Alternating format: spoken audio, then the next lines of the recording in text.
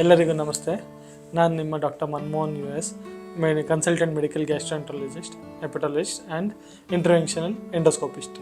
So ಇವತ್ತಿನ topic ಏನಂದರೆ ಲಿವರಿನ ತೊಂದರೆಗಳು, ಅಂದರೆ ಲಿವರ್ ಡಿಸಾರ್ಡರ್ಸ್ ಬಗ್ಗೆ ಜಸ್ಟ್ ಕಾಮನ್ನಾಗಿ ಏನೇನು ತೊಂದರೆ ಬರುತ್ತೆ ಅನ್ನೋದ್ರ ಬಗ್ಗೆ ಚಿಕ್ಕ ಇನ್ಫಾರ್ಮೇಷನ್ ಕೊಡ್ತೀನಿ.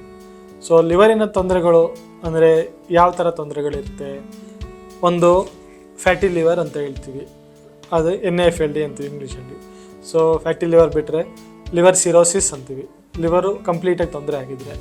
ಇಲ್ಲ ಪ್ರೆಗ್ನೆನ್ಸಿ ರಿಲೇಟೆಡ್ ಲಿವರ್ ತೊಂದರೆಗಳು ಬರ್ಬೋದು. ಇಲ್ಲ ಕೆಲವು ಚಿಕ್ಕ ಮಕ್ಕಳಲ್ಲಿ ಕಂಜನೈಟಲ್ ಲಿವರ್ ಡಿಸಾರ್ಡರ್ಸ್, ಅಂದರೆ ಹುಟ್ಟಿನಿಂದ ಬರೋಂಥ ತೊಂದರೆಗಳಿರುತ್ತೆ, ಆ ಥರ ಲಿವರ್ ತೊಂದರೆಗಳು ಇರ್ಬೋದು. ಇಲ್ಲ ಲಿವರ್ ಇನ್ಫೆಕ್ಷನ್ ಇರ್ಬೋದು.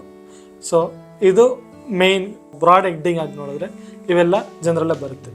ಸೊ ಇದರಲ್ಲಿ ಮೇಯ್ನಾಗಿ ಕಾಮನ್ನಾಗಿ ಎಲ್ಲರಿಗೂ ಕಾಣಿಸೋಂಥ ತೊಂದರೆಗಳೇನೆಂದರೆ, ಈಗ ಜಾಸ್ತಿ ಆಗಿರೋದಂದರೆ ಫ್ಯಾಟಿ ಲಿವರ್ ಅಂತ.